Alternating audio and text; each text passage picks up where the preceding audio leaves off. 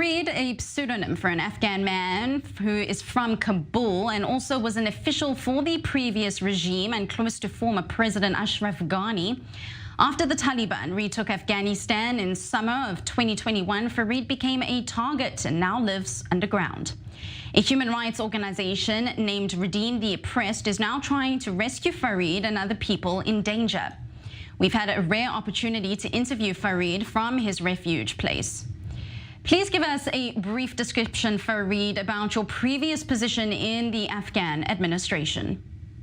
I was human and social rights activist and defender.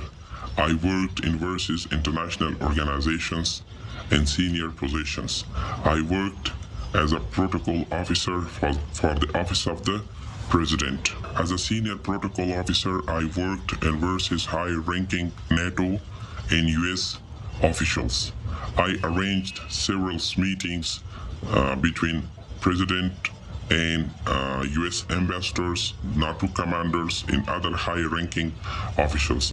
What can you tell us about the current situation that is on the ground today in Afghanistan? The situation in Afghanistan is not normal. The people who worked in the fallen government, the people who worked in high-ranking positions, Afghanistan is like a hell for them.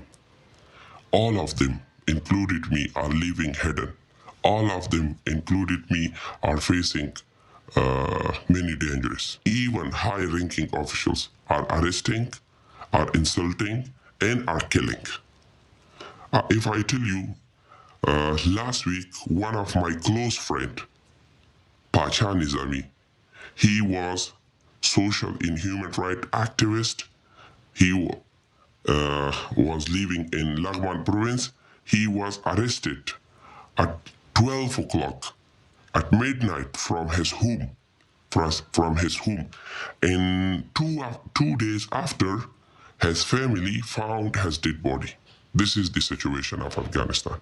Last day, when I recorded the video for you, during my video, there was operation. Suddenly, operation conducted, not on me, on someone's. But believe me, I swear in name of God, I wear the clothes of women and I leave the place. This is the very difficult situations for me.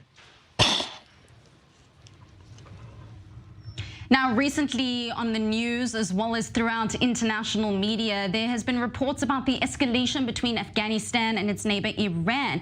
But according to you, Fareed, it's quite the opposite, and these two countries are actually allies. Can you explain your stance?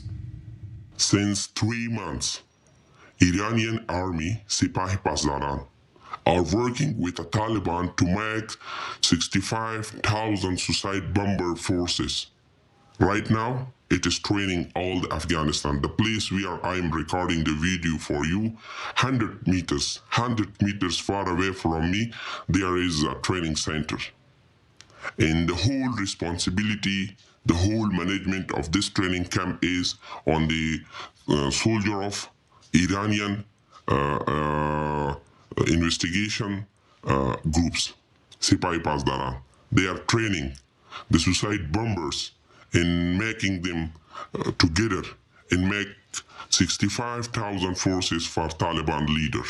These 65,000 people which are trained, and some of them are trained and some of them is now under the training, they will under the hand of the Taliban head. 65,000 people. Here in Afghanistan, street by street, new madrasas are established. Madrasa, you know, it is the religious schools in Islam. They are giving the wrong concept to the people. They are brainwashing the people.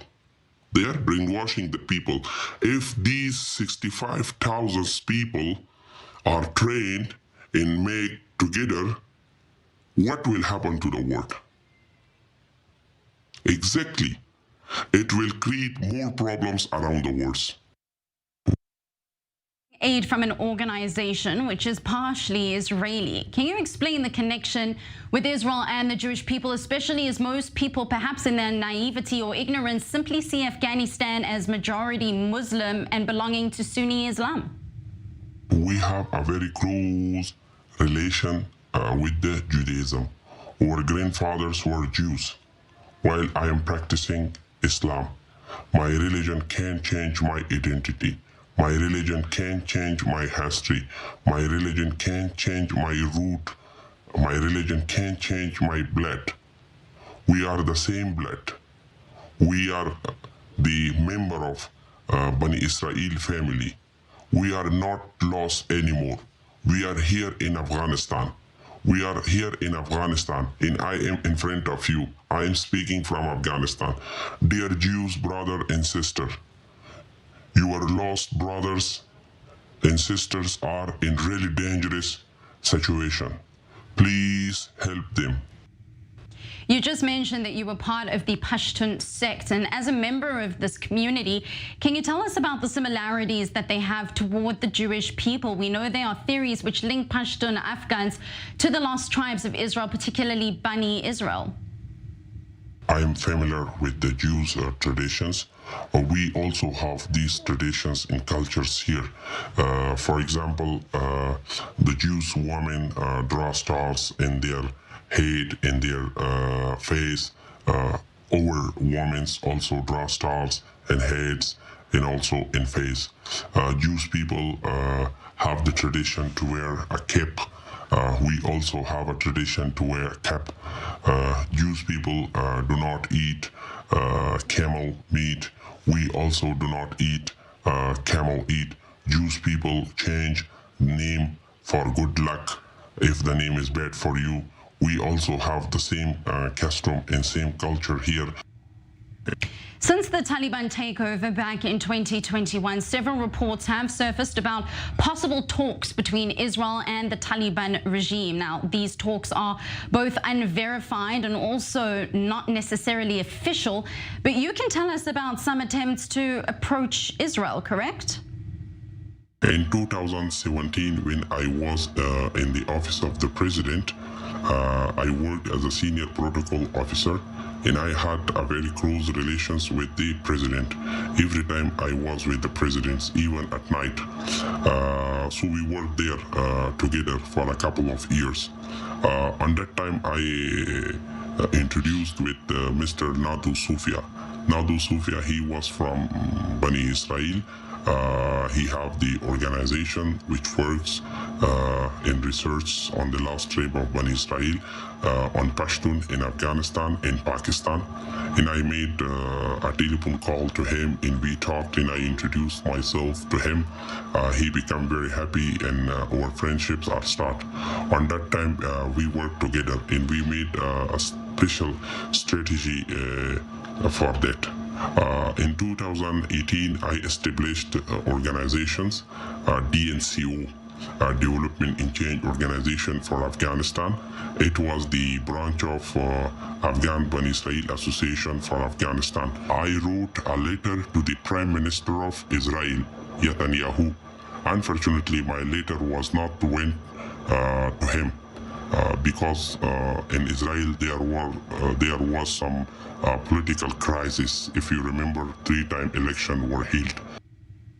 Unfortunately, we do have to go out for a short break, but stay with us because we'll have much more on Holy Land Uncovered's exclusive interview with Farid, a former Afghan official. 2 minutes, we'll be right back. Don't go anywhere. Here on Holy Land Uncovered, we're returning still with our exclusive interview with Farid, an Afghan resident and also a former Afghan official who's now aiming to leave the country under the Taliban rule and is calling on for assistance. The final question that we have for Farid is what you think of a future in terms of where Afghanistan is headed.